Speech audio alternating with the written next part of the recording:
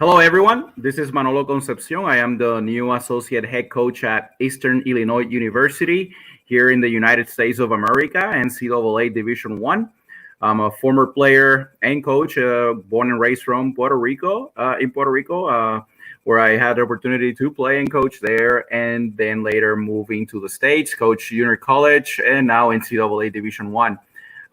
When this pandemic began a couple of months ago, I wanted to create an educational tool for people around the world where we can actually learn from their backgrounds and experiences. But, aside from the live volleyball sessions, I also wanted to create a couple of other projects, including Scouting Lounge, but then also the concept of staff meeting, where I get to spend some time with my boss, Coach Sarah Thomas, who is the head coach at Eastern Illinois University, and then we discuss specific subjects about the NCAA and college volleyball in general. And today I am joined not just by Coach Sarah Thomas, but also by someone really special, because she's not just both of our bosses. She's also someone that was a stud student athlete at the NCAA level, and then now is the compliance director and senior women's administrator at the school that I work for, Eastern Illinois University. Please welcome Kirsten Kleckner Art. How are you? I'm pretty sure that I just massacred your name.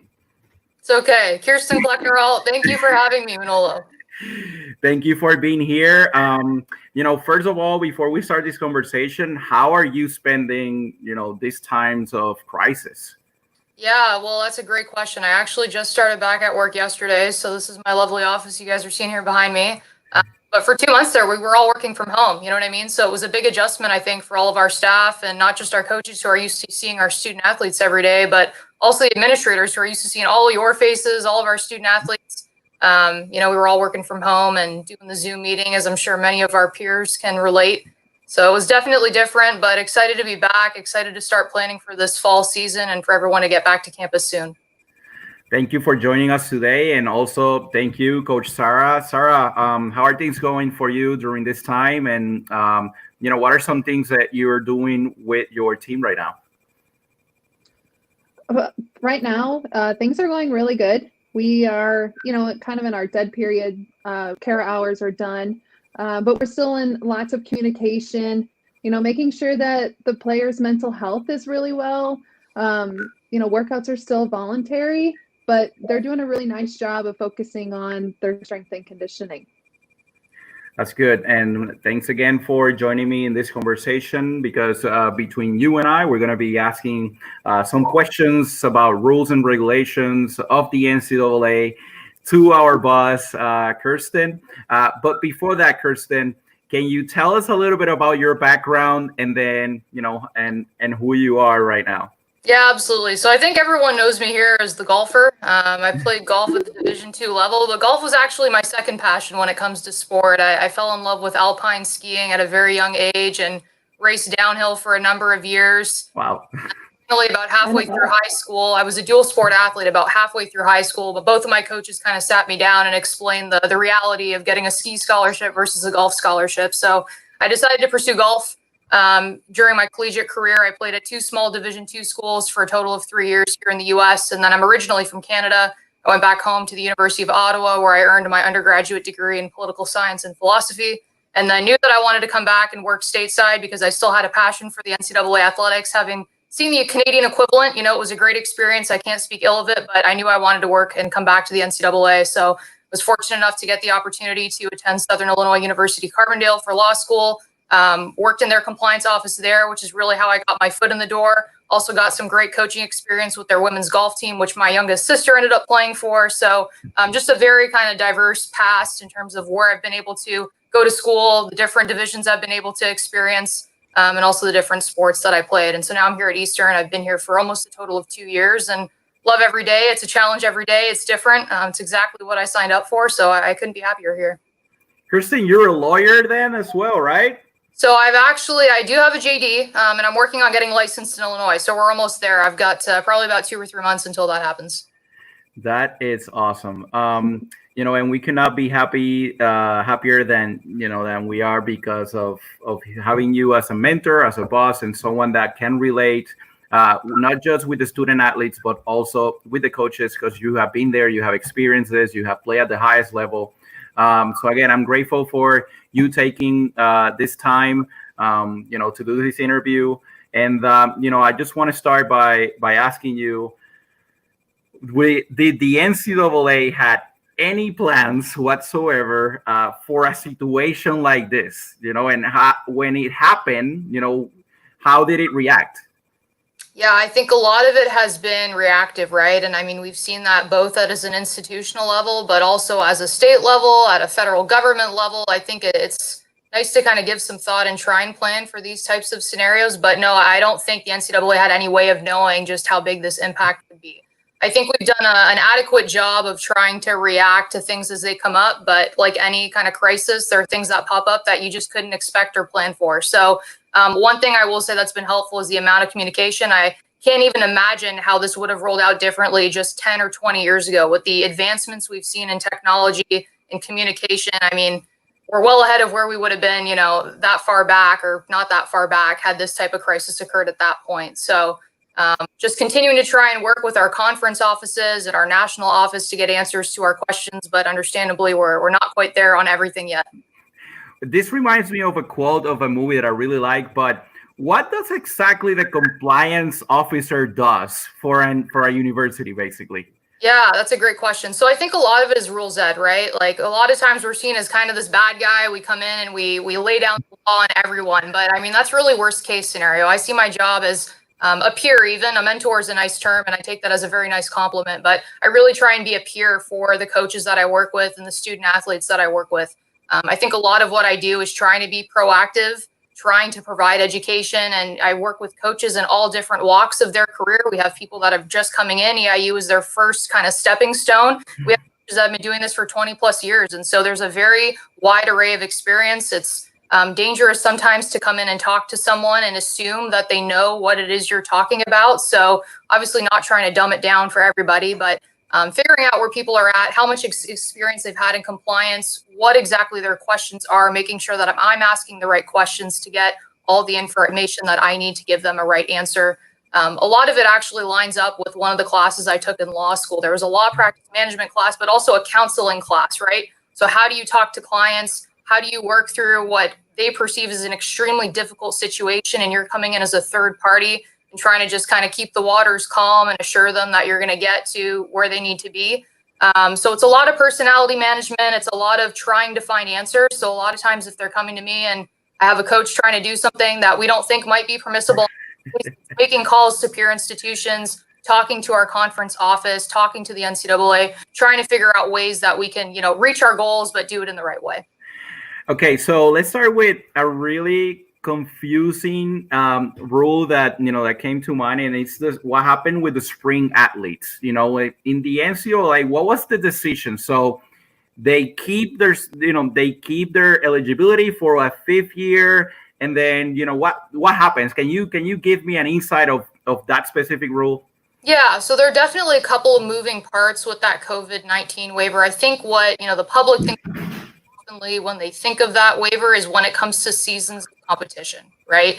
So we have some sports like baseball, softball, both of our golf programs, our tennis programs that are considered spring sport athletes. So for those sports specifically that did not get to compete in what's called their championship segment, so this past spring semester, they missed a full, that was the most important part of their year, right? Like they might have had some scrimmages or some out of season competitions in the fall, but they never actually got to compete in their championship.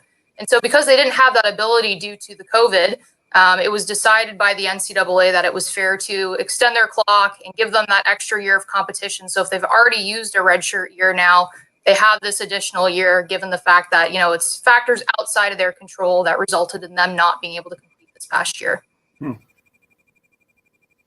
So, Kirsten, what have you seen in relation to that with our athletes? Are a lot of players taking up on those eligibility, that last year of eligibility? Are some of them just saying, hey, you know what, I'm graduating, I'm good, I'm going to move on? What are you seeing?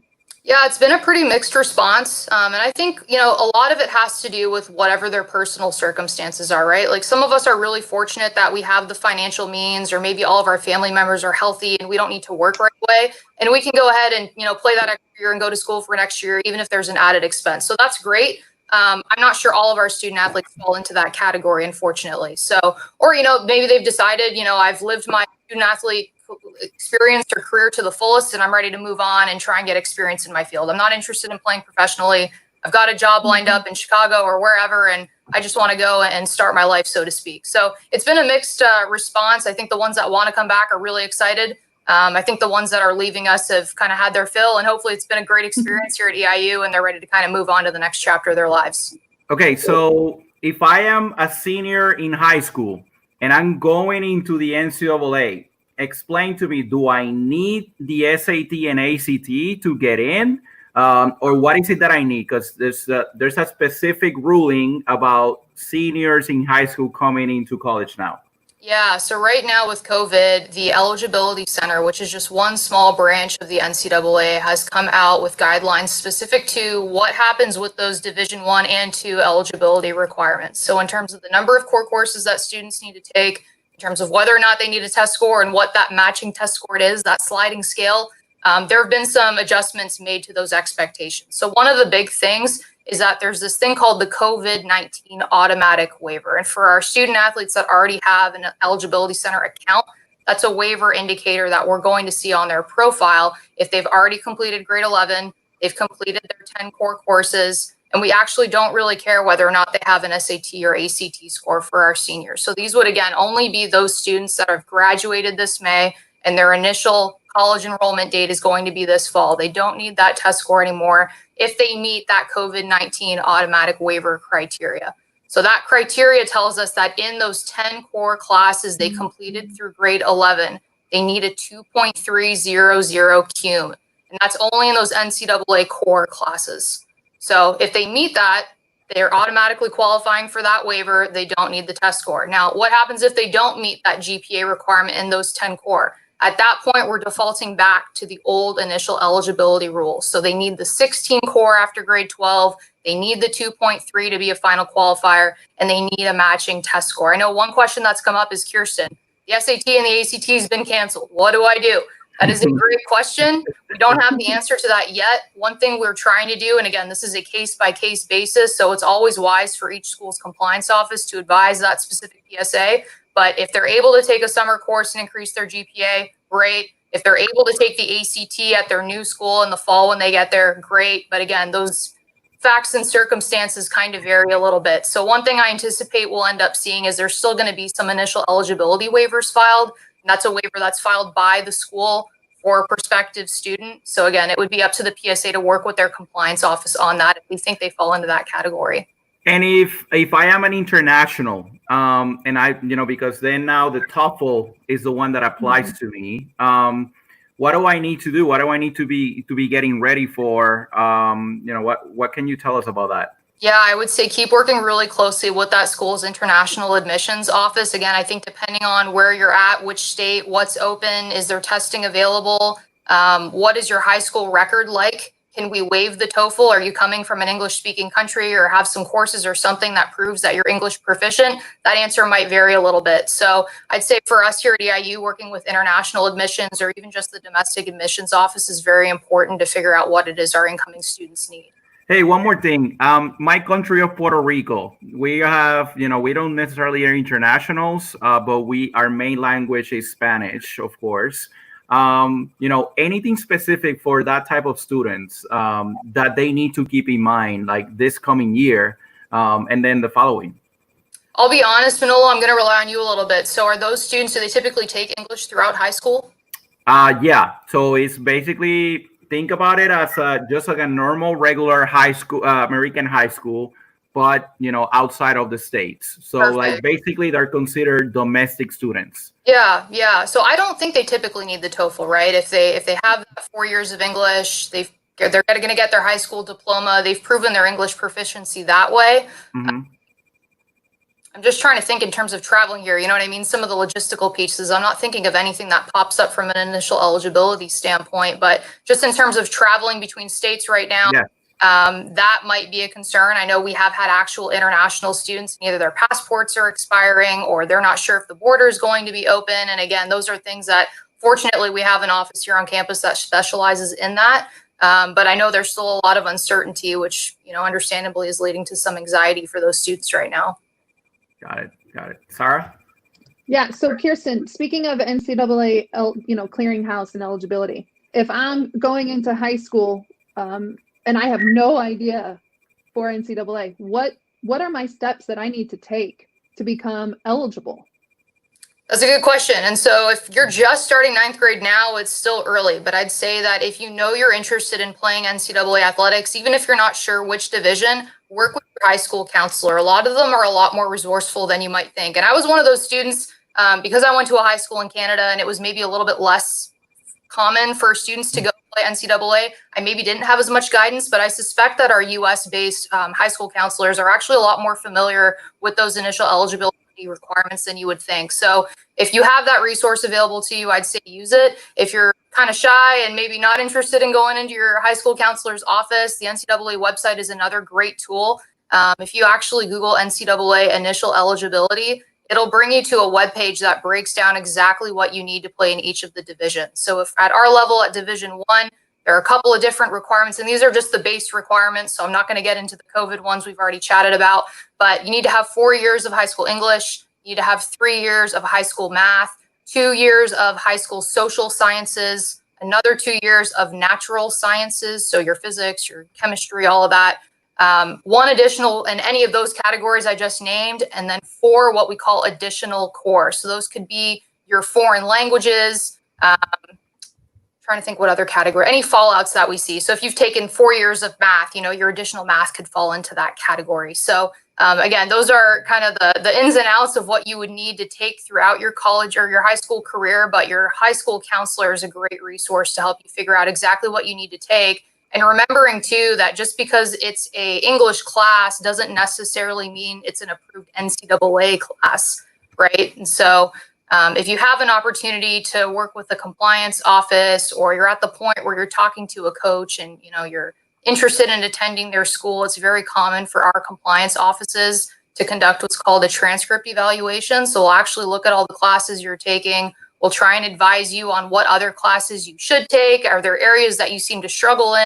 What's going to help you meet those minimal benchmarks so that when you finish grade 12 and you come to university, you're a final qualifier and you're going to be able to compete, get athletic aid, and practice right away. That was great. So now, once they've committed and they've now graduated high school, what are the steps that they need to do to be able to practice with their team? For volleyball, they normally, on a normal year, they can voluntarily come for the summer.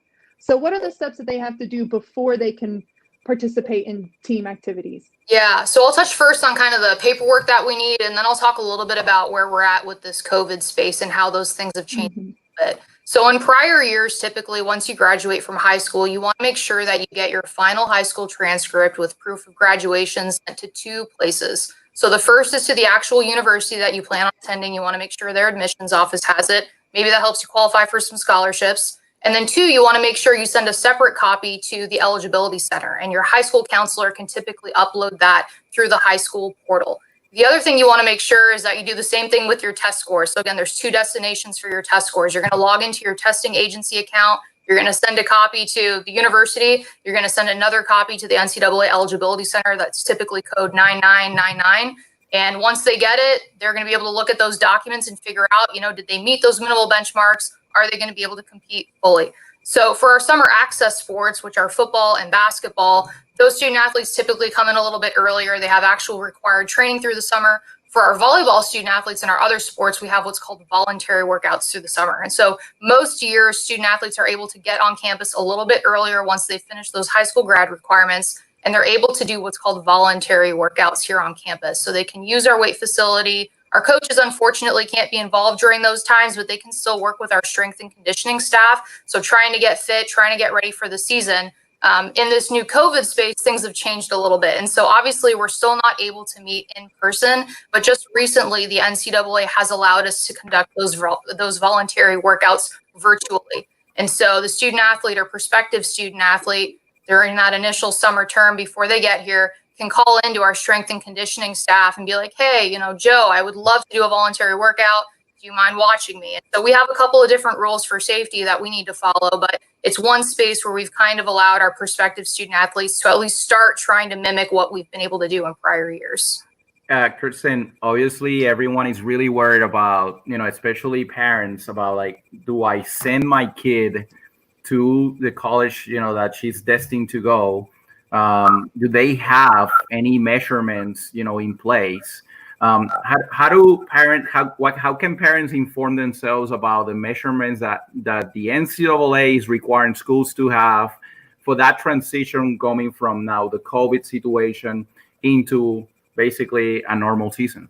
Yeah, so I think that's a great question. And I think it kind of speaks a little bit to that dichotomy between where the school is at. So they're obviously going to be subject to whatever their state requires. And then the NCAA, which is really helpful at coming out with guidelines and maybe minimal standards to meet, but it might vary state by school or by school from school just based on what that state is requiring. So I would say at least at our level, we're still having those talks, trying to figure out what equipment, what sanitation can we make available to both our staff and our students here on campus. What does the classroom look like? Are we able to hold everyone in the same session, or do we need to break up into different sessions? Are we looking at moving to maybe a hybrid? So have a class half online during the week and then half in-class sessions during the week. So again, just depending on maybe the degree program that the student is seeking, the school's availability and resources, that answer is going to change a little bit. Do every conference is destined to play the same type of season, or that's still in conversation? Like, what's the current situation? Yeah, I think we've seen a lot of conversations come up in terms of, the minimal number of events that we want each sport to play. What's the start date? Are we able to start on time? And unfortunately, most conferences span across several states. So it certainly hasn't been an easy task trying to figure out a one size fits for just sports within that or schools within that one conference. So those conversations are still ongoing. I would be surprised if everyone has a really clear direction in terms of how things are going to go this fall. But I'd say at the institutional level, we're trying to maintain as much normalcy. Obviously plan hopefully to have some fans back on campus and make some of those safety procedures available. So a lot of ongoing conversations that are happening weekly, and hopefully we'll have some more answers soon. Okay. So speaking of COVID, our dead period has been extended through July. Mm-hmm. Can you talk a little bit about that and where you maybe see, our recruiting calendar changing or evolving due to COVID? Yeah, I'll be honest, I've not heard of any chats in terms of updating or changing the recruiting calendars, but that's not to say that won't eventually happen. I think one thing that's been really difficult for coaches across the country, and again, just thinking about how different states have approached this is, well, what do you mean I can't go out recruiting? I completely open. So why can't I go and social distance with a prospect? I'm obviously maybe not going to go in their home, but I don't know, maybe you have a virtual dinner in the driveway or something different. You know what I mean? So I'm sure that's been frustrating. I'm sure that their counterparts in states where everything's still pretty restricted or closed are a little bit thankful that it's at least evened out the playing field a little bit. So it's just one more thing that the NCAA has had to try and find somewhat of a standard and some common ground to keep that playing field level. If I'm trying now, as a coach to make something happen about a visit, I had maybe some visits set out for the summer. What do I tell my recruits now that they cannot visit? What's the next best thing? Yeah, well, I'll be honest, and you guys have been kind of at the forefront of this, is trying to push the envelope and see what we can do in terms of replacing that experience in the virtual space. So what materials can we send to those prospects? What, virtual tours or meetings with academic counselors on our campus can we coordinate to try and have them still feel, what that campus vibe would be like if they came here? I think that's a really difficult decision, for some of our prospects that maybe later in the process and thought they would use the spring to really figure out where they wanted to go and what they wanted to do. It was certainly difficult. So, I mean, hopefully schools are utilizing as many of those resources as they can in the virtual space to provide those prospects with a decent idea of what their school would be like. And are my visits being counted if I do a virtual visit, Kirsten? Like, how does that work now? So yeah, that's a good question.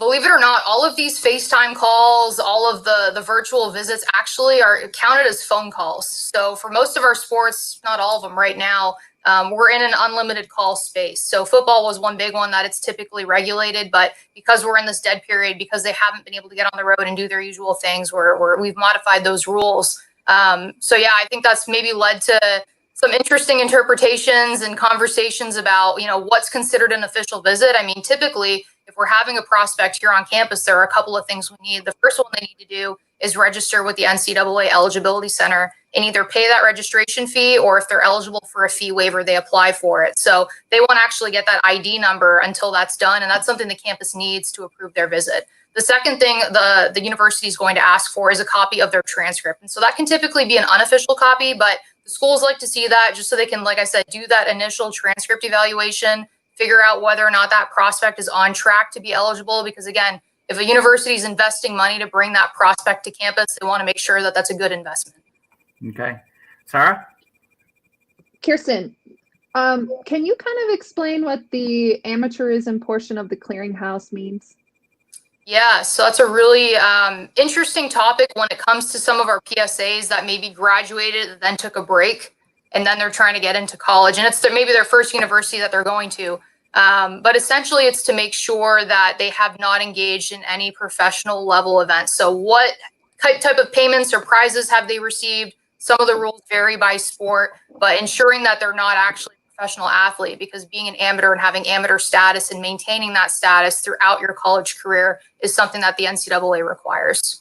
Okay, I'm gonna speak Spanish for a minute for the people that are watching. Quiero dejarles saber a la gente que nos está viendo alrededor del mundo, especialmente en la parte de Latinoamérica, que este proceso de NCAA es muy importante, que no lo dejen para lo último, porque como nos está explicando nuestra directora de compliance, es un elemento crucial, ¿ok? Y aprovechen esta oportunidad donde ahí estamos en el único año quizás de la historia donde no van a necesitar ni el SAT ni el ACT para poder jugar en la NCAA, pero sí necesitan su promedio y todo lo demás. Así que para orientarse bien, sigan escuchando a la persona que nosotros tenemos en el día de hoy. Please continue, Sarah. I'm sorry. That's okay. Let's say I'm playing in a tournament, right? And I become the most valuable player of that tournament. And that award is free Chick-fil-A for a year. Is that permissible for that student athlete to receive that, or would they have to return it? So that's an interesting question, and it depends on what their actual and necessary expenses were for that event. Off the bat, I'd say probably stray away from it. If we're talking about a nominal amount of prize money that is not exceeding what it took them to actually compete in that event, so that could be things like lodging, it could be meals. If it's under that amount, typically it's permissible. But again, those are always great questions to ask on the front end to your compliance staff, just to make sure, because I never like to kind of give one blanket answer. It is going to depend on the sport. It is going to depend on who's providing that prize, what is the amount, and then what your expenses were for that event. What are some of the biggest considerations now that, the COVID-19 has happened, that the people, that are trying to understand this recruiting process need to know? So just one thing? Yes. Speaking from a prospect standpoint, I would say that the initial eligibility piece is probably what's changed the most. And so, like I said earlier, I think having access to that NCAA website, I know that the Eligibility Center has had a number of webinars with high school counselors to try and bring them up to speed with these changes. That's probably the biggest difference we've seen from a prospect standpoint. from a coach or staff standpoint, honestly, I think it's just, the way you guys are able to interact with your teams and your prospects. I think that, yes, there have been restrictions. Yes, there have been new ways that we can try and communicate, but the how and the when is still very much like touchy-feely almost. And I feel like there have been so many council meetings where new decisions have come out that it's been really important for us to stay on top of trying to educate our coaches and our staff about, okay, this is what's just come out this week. We expect more changes next week, and trying to keep that straight. And so I think the NCAA it has been helpful. They released that Q&A document for some of these COVID questions specifically. And I think it's up to 30 plus pages now. So not a short read for some of our staff, but that's what I'm here for. So that's been helpful. You know what I mean? But definitely it's been interesting to try and communicate those changes on a weekly basis and kind of keep everyone on that same page. I know myself, I'm typically referencing that document back because I'm thinking to like 2 weeks ago under the old rule and what's changed since then. How are you keeping it all straight? Yeah, I'd say for me personally, communicating by email is really helpful. I mean, I love hopping on the phone and having a conversation with my coaches, but anytime there's a question, I really like to just take my time and make sure that I'm looking over the most recently released information to make sure I'm giving the right answer. I know it might be easy to kind of fly by the seat of your pants or shoot an answer off the hip, but again, using the resources at your disposal to make sure you're giving accurate responses. And also just making sure you're asking the right questions. A lot of times I have coaches that come to me and ask a question. And like I said earlier, I need to make sure I'm asking them the right questions to pull the information I need to get their answer right. And just having a good understanding of what their goal is. Because if I don't know what they're trying to work towards, it's very difficult for me to get to a place where I can tell them, hey, yes, you can do this and this is how. If I'm just asking, is it this, and it's probably going to come out no. So again, just having those open conversations and trying to figure out what the goal is, and obviously we're all on the same team. So if I can try and help them get there, then that's kind of what we want to do. Because of this situation, there has been, prospective student athletes trying to, instead of working presently at a place, they're just like looking for now new opportunities, like selling online products and marketing those products. Is this something that is allowed for them to do before they come into the NCAA and would not affect their eligibility? So I'd say it would depend, and especially depends on if we're talking products versus the type of services. So just as an example, there's an exception for pre-enrollment modeling, right? So if you're engaging in that activity before you come to college and you want to continue doing it, that would be something that's okay. But to come to college to build a platform, or maybe you just happen to be given a platform and then start to do those types of activities under the current name, image, likeness rules, that's not something that's allowed. So I would say name, image, likeness is another topic, not quite as much of a hot topic anymore as COVID has been, but still very much on the front burner, where we've seen a lot of recent discussion. We're anticipating a lot of pretty substantial changes in the NCAA space. So that's definitely something to kind of keep a finger on the pulse on.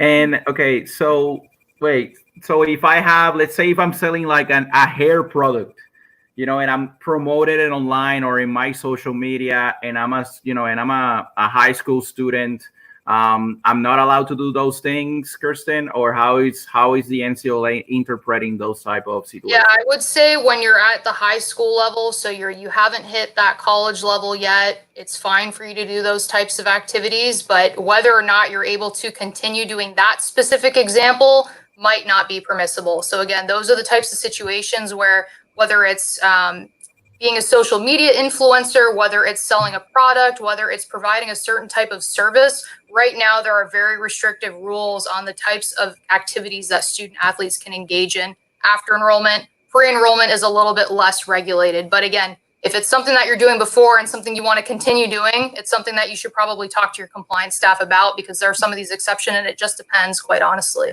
I want to go back to something about the waivers. Okay, so let's say that I was honored a waiver in the spring because I didn't use this spring season, basically.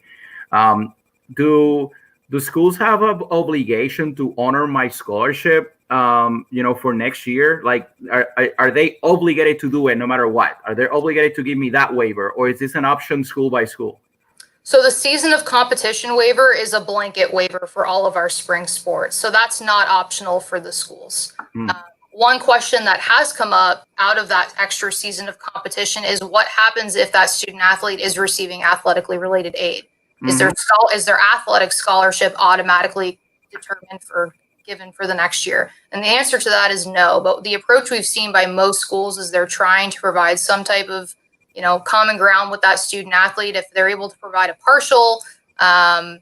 But again, that kind of just varies based on institutional resources. And I would say that's where COVID has really played a big impact. I mean, most of us have seen the numbers in terms of how the academic unit distribution has changed. Obviously, with there not being a NCAA basketball tournament, the amount of money that the NCAA is typically able to provide to member institutions has drastically changed. So it's a very sensitive decision that each school has had to make. Again, just depending on the number of student athletes that are interested in returning for that 5th year, but also the amount of financial aid that they have available.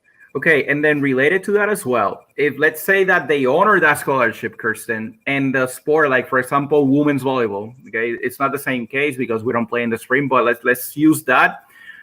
It has a limit of 12 scholarships. Does that mean that then I have more scholarships than 12, if that would be the case? That's a good question. So for our spring sports, which volleyball would not fall into. Right. Let's say men's volleyball. Men's Sure. volleyball, I have 4. Yeah. Perfect. And assuming that their championship segment is in the spring, they would get to exclude those returner scholarships from those NCAA maximums, but just for next academic year. So it's kind of a 1-year grace period. If you think about, your freshmen, sophomores, and juniors who were on your squad for 2019-20, it's not saying that 2 years from now that you can continue to roll over those extra returner scholarships. So there's definitely going to be a lot of juggling for our coaches, quite frankly, to figure out, how they can keep those members still on their squad, but still fall within the NCAA maximums in future years. Sarah?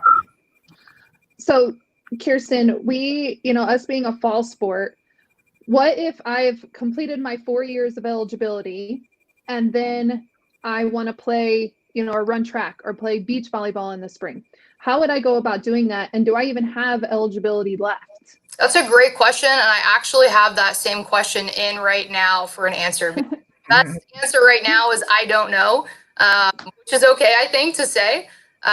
So we're trying to find that out. We have a student athlete who was a fall student athlete here, exhausted eligibility of that sport, and now they're interested in playing a spring sport next year. So again, it's going to depend on that 5-year clock. I suspect it depends on whether they were academically eligible for the spring term. So often what we're seeing for that season of competition waiver is they were on the roster and they were academically eligible to compete. Because if you think about it, if you weren't academically eligible to compete, you wouldn't have competed even if COVID hadn't happened. So that, would exclude you from that exception. So I'm still waiting to hear an answer on that. And I will definitely share that with you once I know.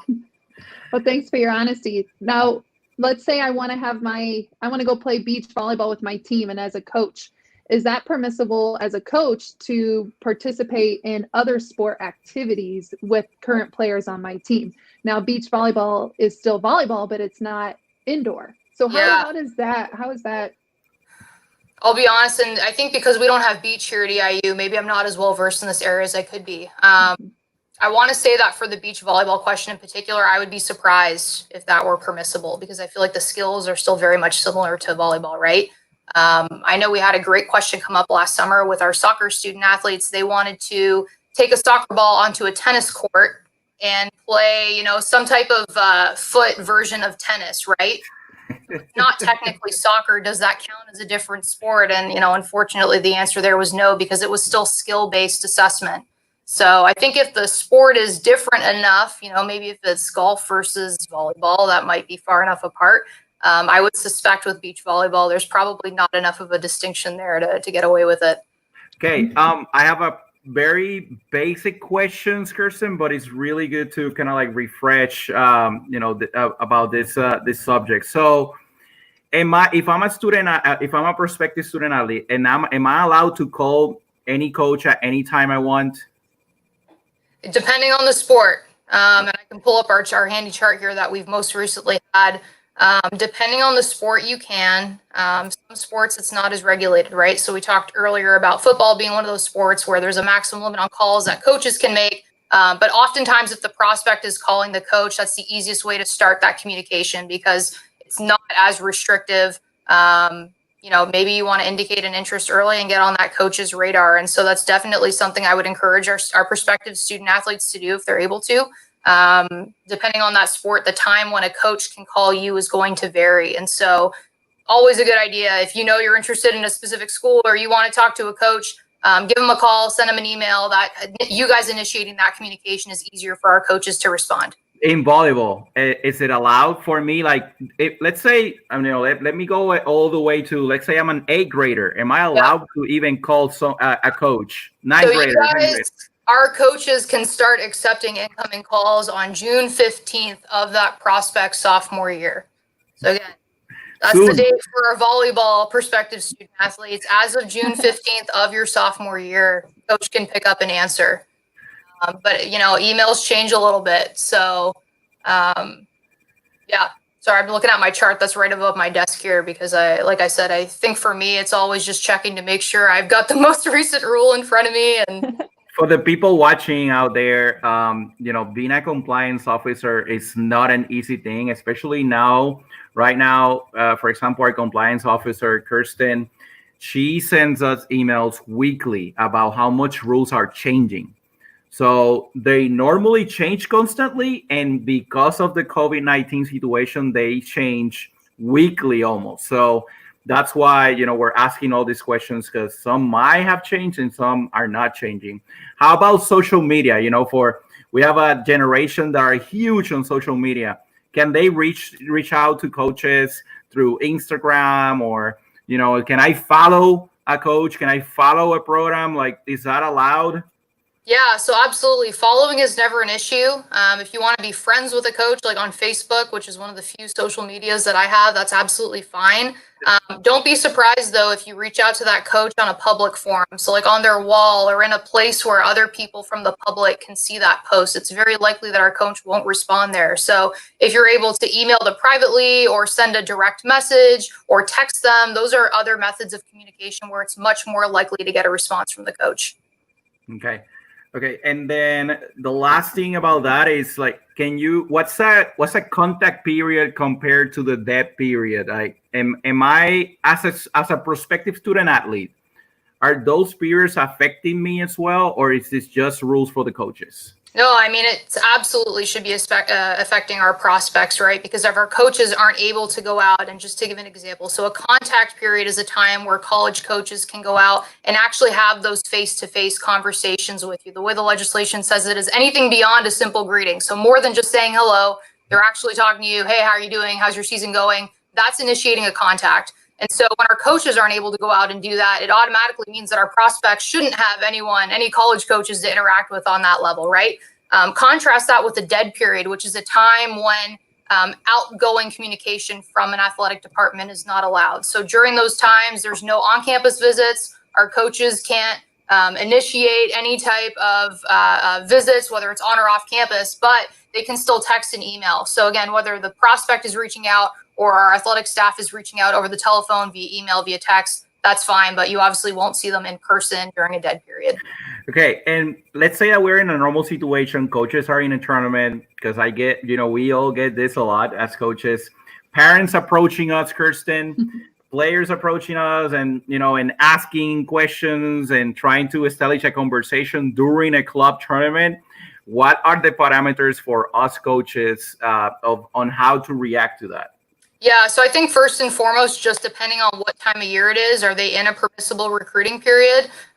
Second, is your question more geared towards coaches that are on the road recruiting? Yeah, so let's say we're in a recruiting tournament. We're evaluating a player in a court, and then a parent approaches us. Yeah. Hey, Kirsten, what's going on? Just wanted to tell you that my daughter is playing in court 7 and just wanted to get to know you. Hey, I went to school at so-and-so. Those type of conversations what are the parameters for coaches on how to react to that? So that way parents understand, what should be the type of relationship that they should have with college coaches during a recruiting tournament. Yeah, I guess that gets a little bit touchy, right? Because especially if you're in an evaluation period where you can be on site watching someone, but it's not a contact period. So you can't have that communication beyond hello. That gets a little bit dicey. And I went through this personally myself. I think it's easy to take offense when a coach seems like they don't want to talk to you. staying more than hi. Don't take that personally. That's very, very likely. I don't promise you, but it's very likely that they're in a period where they're not able to say more than hello. So that's, again, where that other type of communication is a huge asset that in this day and age we need to take advantage of. And I'm sure that puts the coaches in kind of a hard spot. They would want to say more, but their hands are a little bit tied. Last thing before I hand it to Sarah, if you were still golfing, in the college level right now, you're finding yourself not being able to go to any tournaments, what would you be doing to try to stay engaged with college coaches? Yeah. And so again, we're talking at the high school level, right? Yes. So I would say, keep having those conversations, keep practicing if you're able to, if you're in a state where your facility is open, if you're able to condition and train. Again, those are all things that you're just kind of building that foundation so that if and when you get to college in the fall, you're just that much more prepared. I think our student athletes that kind of take their foot off the gas, whether they're current or prospective, they use this as just pure downtime and they're not finding ways to continually try to self-improve. That transition is going to be a little bit harder, right? It's not high school athletics. We're talking about Division I. Not only are the expectations higher, but the physical demands and the time management demands you're going to be putting on your schedule and on your body are pretty significant. And so whatever you can continue doing during these months to try and prepare for that, I think is really important. Sarah?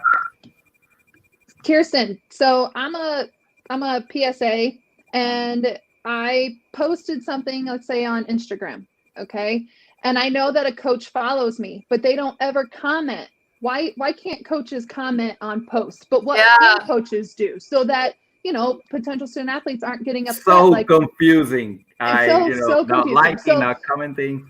Right. Or there's this rule that we give to our coaches called don't type. Essentially, they can like to their heart's content. Love on Facebook, whatever emoji, but they cannot type. Again, if it's a public post, right, they cannot respond to it publicly until you've either signed an NLI, you've signed an athletic grant and aid agreement, or you've paid your enrollment deposit. Let's say you're a walk-on, right? So until that happens, coaches should not be engaging with you in these public forums. So that's where the private messaging is super handy, the text messages, the emails one-on-one with that coach. Those are things that they can do. So don't take that personally. Again, that's something that all NCAA, at least Division I coaches should be abiding by. So no conversations in the public space until official commitment.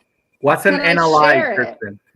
So the National Letter of Intent is a document that our prospects will sign. The high school prospects are eligible to sign it. 2-4 transfers. So if you attended a JUCO and now you're coming to a Division I school, you might be eligible to sign it. And then also those 4-2-4. So someone that maybe started out at a 4-year school like Eastern, went to a JUCO and is now going back to a 4-year school. Those types of individuals can sign this document that's called the National Letter of Intent. And it's essentially, making your commitment to that school public, right?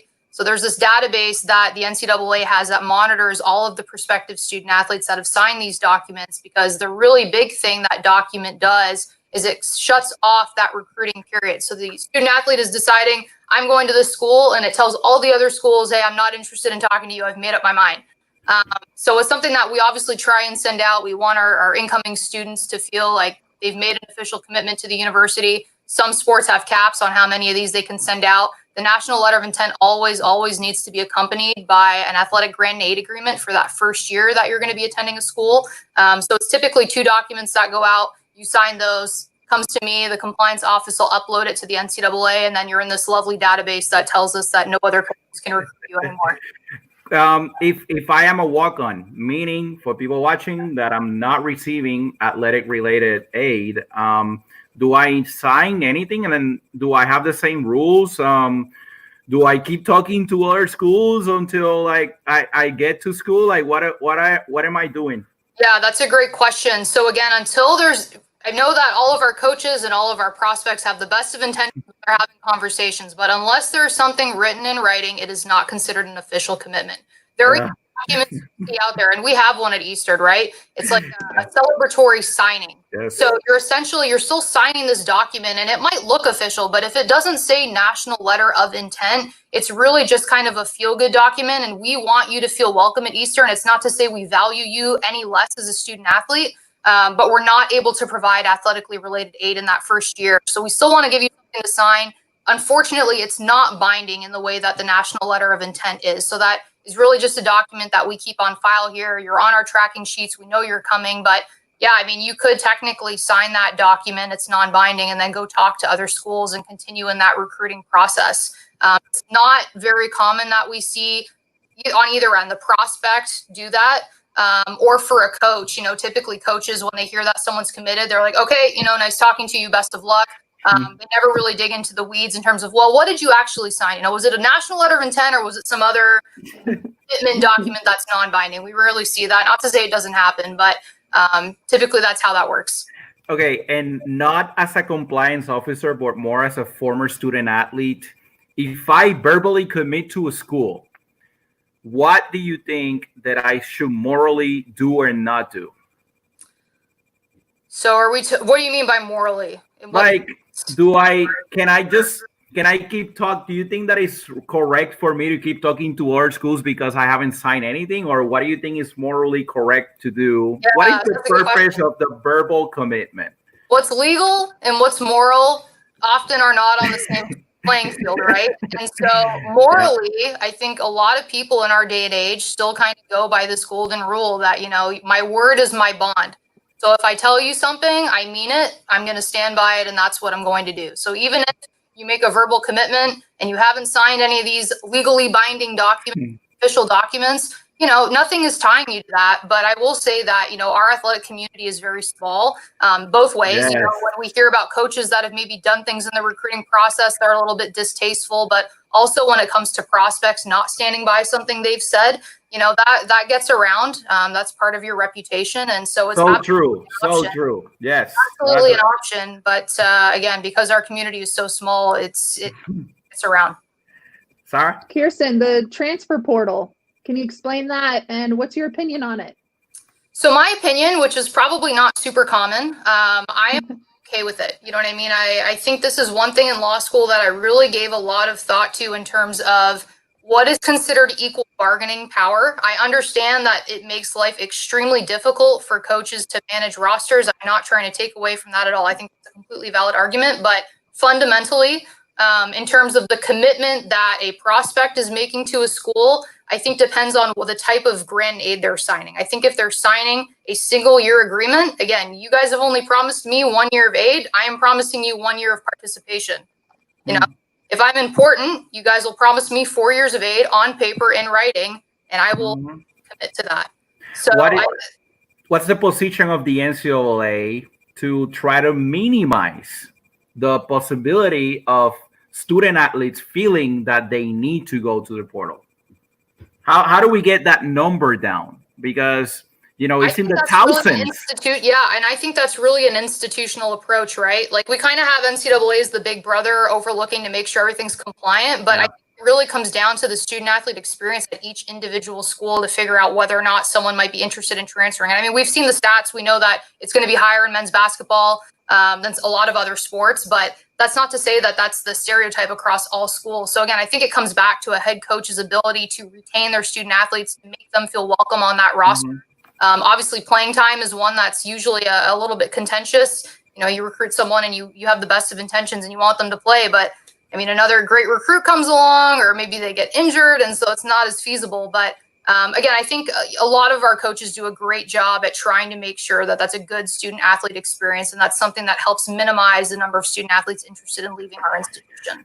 What's the percentage for me to still be considered, let's say, a regular redshirt? But then also a medical redshirt? Like, is there a difference, Kirsten? And can you explain the concept of what a redshirt is? Like, if a coach is saying to a student athlete coming in, hey, I think that because of the depth that we have in the roster, you might have to redshirt. Or the other situation, player unfortunately gets injured, and there is a possibility of redshirting. Like, what does that mean? Yeah. So there's essentially two different types. The redshirt that we commonly think of is just not using a season of competition at all. And so you come to school, you fully participate in practice, but you don't compete. And by that, I mean, if you're stepping foot on the court in a jersey, even if you don't touch the ball, you've triggered the use of a season. So it doesn't necessarily mean that you participated in a play. It means that you were dressed in uniform, you were eligible to compete, and you stepped foot on the course, whatever that medium of competition is. That's when you trigger the use of a season. So if you're not doing any of those things, you're just sitting on the bench, obviously still supporting your teammates, but not competing, that would be considered a redshirt year. You can use one within your 5-year clock.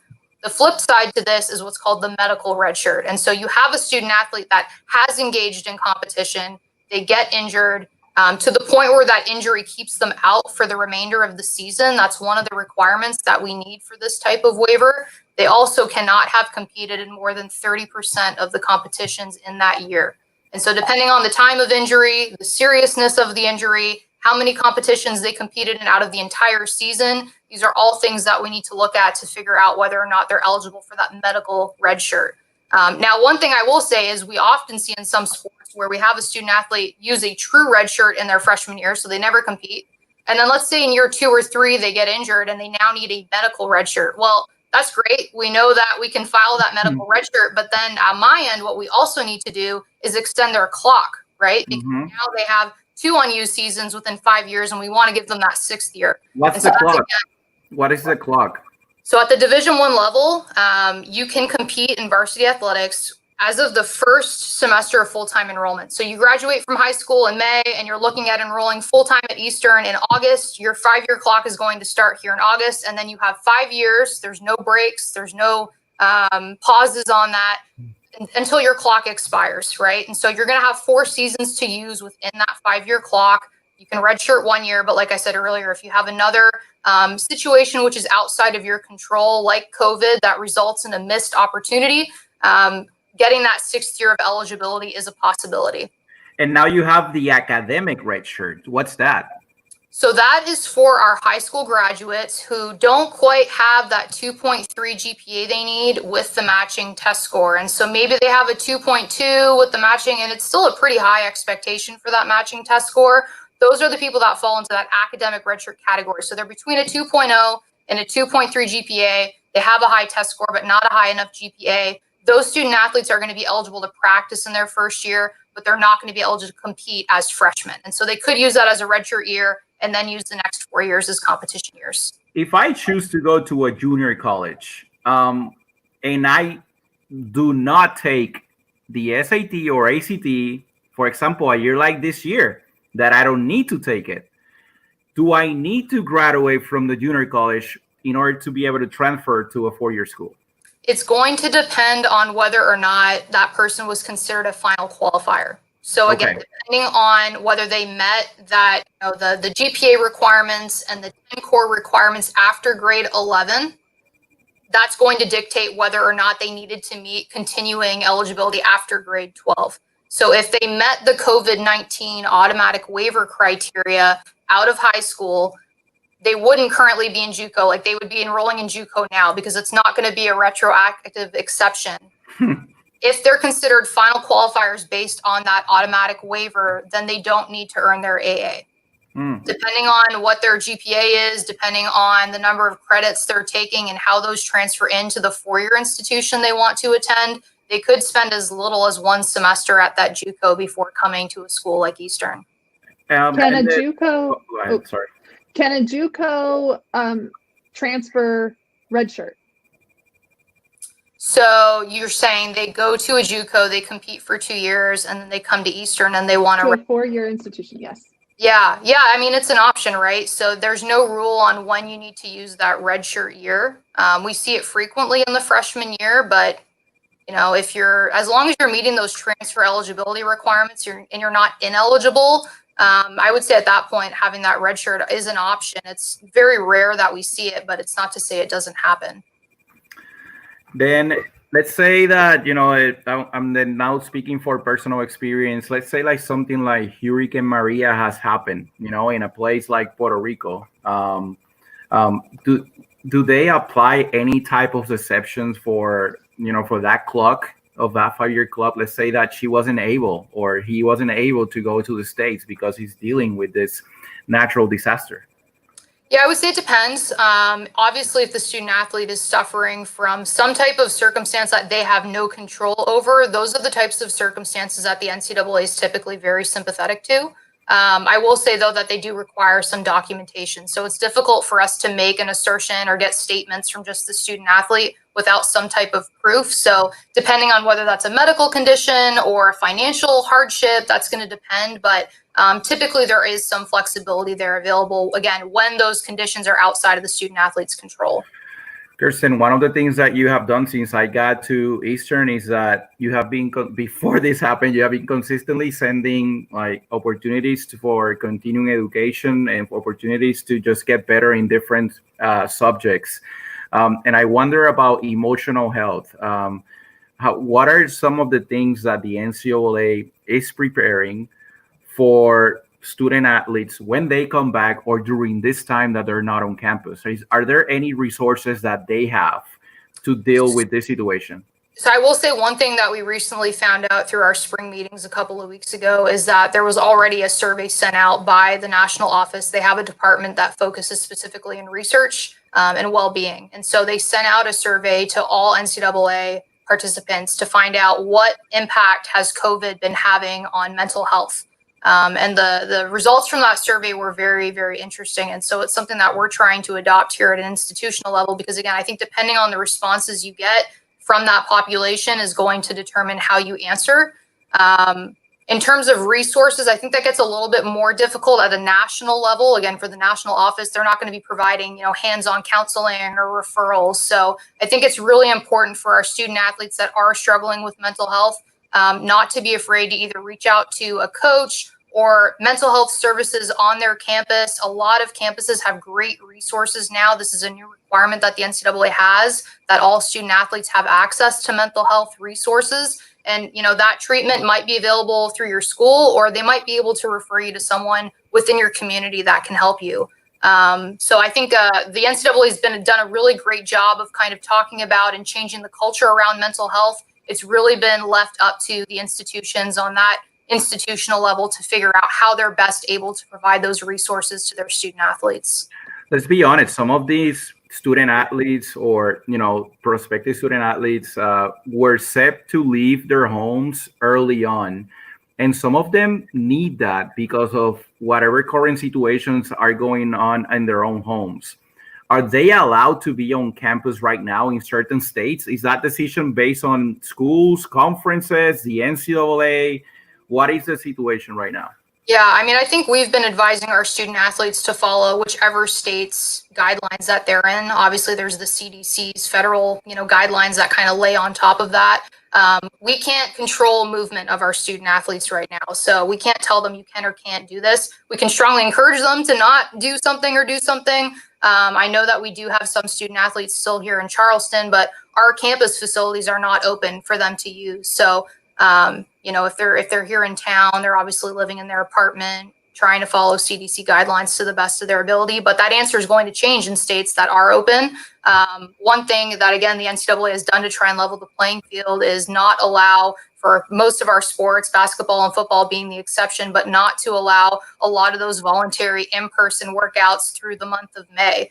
And so, again, Illinois has been a little bit slower to open back up. I don't necessarily think that's a bad thing. I think we're, again, just trying to be preventative and protect the integrity of health for when our sports come back in the fall so that we're all able to compete.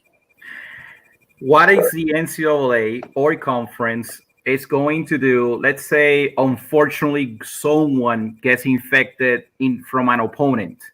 Game is set to happen. Are teams allowed to say, you know what, I'm not going to play Kirsten's team because there is someone going through COVID? Is there some sort of like testing condition that is established? Like, hey, I'm going to play you in 2 weeks, so you have to quarantine for 14 days before we play you? Or what's going to be the solution for situations like that when they happen, if there's any?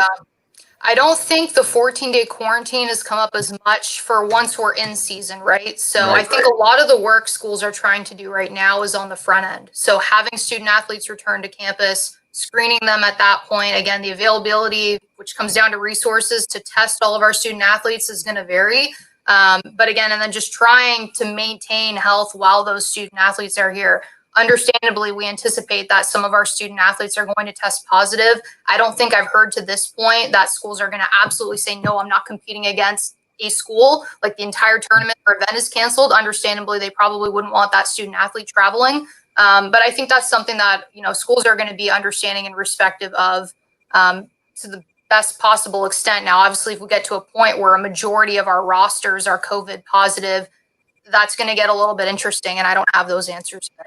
Even the NBA isolated the whole league that is going to play, in a specific location in Florida. Are schools, establishing their own plans in order to deal with students coming from all around the world to a specific town and maybe not knowing about the infection until maybe weeks later? Yeah. So again, I think us trying to figure out, can we get our student athletes back here for 14 days? Can we screen everyone? Like at a very minimal level, we're going to have a questionnaire for them to fill out. If we could get tests, that would be great. But I mean, the test is good for that day, and then they go out the next day and they interact with someone new and, maybe that test changes. So I think a lot of things are going to change this fall. It's going to require us to continue to adapt. We are probably going to adopt policies here that look at this point in time, but we're going to need to update and change them as this fall semester rolls out. But again, we're trying to do as much as we can on the front end to be proactive and be preventative, trying to educate our student athletes about the risk of traveling home for a weekend or going for a road trip. Like these are very personal decisions. And obviously we can't tell our student athletes, you're not allowed to do this. You're not allowed to go home and see your family. But explaining to them what that risk entails and how it could not only potentially impact their sport, but other sports seasons on our campus. And those are difficult conversations, but, I trust that our student athletes love what they do. We'll try and do as much as they can to help this fall roll out as smoothly as possible. Let's say that states have a limit of people gathering. Let's say that it's 10. Okay. Our teams are going to have to train 10 by 10, like 10 players at a time, or or 9 players counting the coach, or even our staff, maybe a lot less than that. So how is that going to, affect it? Like if the state has those regulations? Yeah, I mean, we obviously need to follow the state regs, right? I don't think, for the most part, that we're subject to any special exceptions. So it's definitely going to require us to get a little bit creative, more in smaller groups and one-on-one. Which I know with team sports that you're trying to obviously get those small pieces and put them into this big machine and make it part of the whole. But I would say for our coaches, it's going to require a little bit of creativity throughout how they're going to get the machine running. I mean, at some point, right, they're going to need to practice as a full squad to be able to go on the road and compete.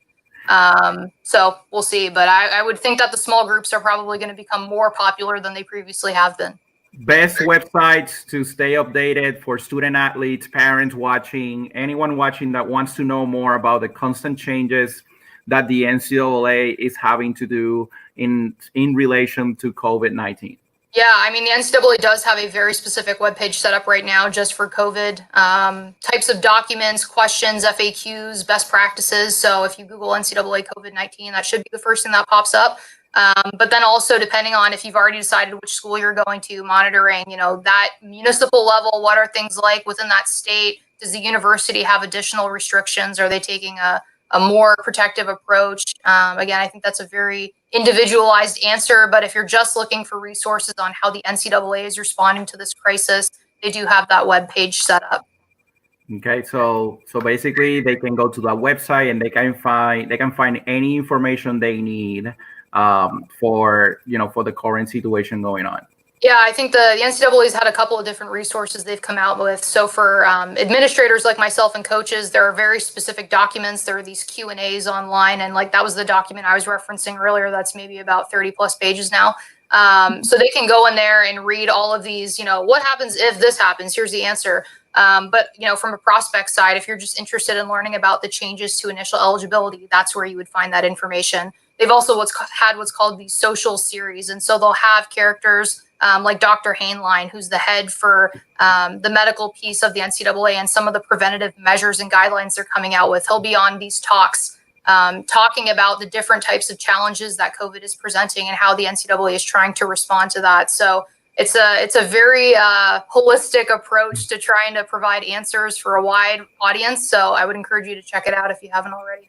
Kirsten, one more thing. How is the NCAA planning to deal with any type of regulations in relation to the discrimination issues that have been very evident going on? Of course, it has gone on for more than 200 years, in specific parts of the world. But what are some things that you're hearing that are going to happen moving forward in order to create a better environment of diversity and inclusion, in the NCAA teams? Absolutely. At least at a conference level, kind of starting near the top. I know that we've been in very close contact with our commissioner, trying to put together some type of committee to help talk about these issues. And I think, for me personally, I'm not a person of color, right? So I'm not experiencing the world the way these people are. So yes, I want to be involved and help, but I should not be telling these people this is the way we need to move forward. I need to listen to that community experiencing these issues to figure out the best way to move forward. So at a conference level right now, we're trying to identify those people within our conference institutions that can start to help initiate this process. But obviously, we're also going to need that perspective within those conversations to figure out how to move forward. At an institutional level, it's very much the same thing. I know that we're looking at putting together a committee, both comprised of staff members and student athletes, to try and figure out, okay, what are we doing right? But more importantly, what are we not doing right? Or what can we improve on? Again, I think this all comes back to that student athlete experience, whether it's out in public and not associated with athletics, or whether it's in our department. We all just need to take a very critical approach to how we treat people, what we say on social media. I think a lot of times it's just a lack of sensitivity that is really the issue. It might not be anything blatantly racist, but just being able to listen and understand how what you say and what you do impacts other persons is really important during this time. That has been Kirsten Kleckner-Alt, amazing golfer that still we haven't been able to golf against. I am terrible, so I'm looking forward to get my ass beaten by one great golfer at the college level. Kirsten, tell me, what is your score right now? Did I look at my reference? I just asked you about what's your score on golf. That's how much I know about golf. Tell me, what are you throwing? What's your number? I'm happy to break 80 these days. Again, yeah. I struggle sometimes, to be honest. I don't like playing the forward tees, and I know people call them the ladies' tees, but it's based on handicap, so it's not based on sex. I've honestly, I played close to the tips for most of my college career, so I still enjoy playing from that distance. But the downside of that is that the difficulty of the course I'm playing is different than what a men rating would be from that same distance. So trying to find that common ground. I've been playing as much as I can during this time. And fortunately, it's one of those activities where we've seen some lifts with the COVID restrictions. So I'm more eager, though, to get our student athletes back on campus, and hopefully, Manolo, we can get out here and play soon. Yes, and speaking of the things that we need to be changing in this world about like the men's and women's in terms of golfing, so and related to distance. Sarah, you said that you're getting better in this subject. That you're actually practicing. Where are you right now in that regard? Golfing? Yes. Well, Kirsten, you saying like the tip tee, I don't know what that means, but I love I'm like, you lost me. But I love like socializing aspect of golf, making the connections.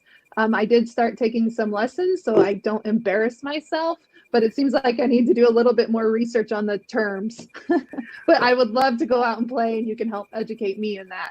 Absolutely.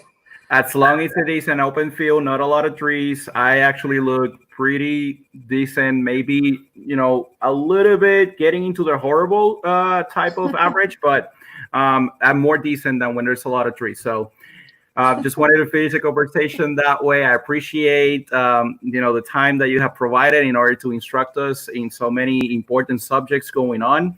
I encourage everyone to continue to follow and like the Volley Junkies page. Remember to go also to our YouTube channel, where you can find a lot of educational opportunities just like this one. Kirsten, thanks again for this opportunity. Coach Sarah, the same way. And please, both of you, stay safe and healthy. Hey, thank you so much for the opportunity, Manolo. Thank you, everyone. And tomorrow, I'll see you with another session of live volleyball sessions at Volley Junkies.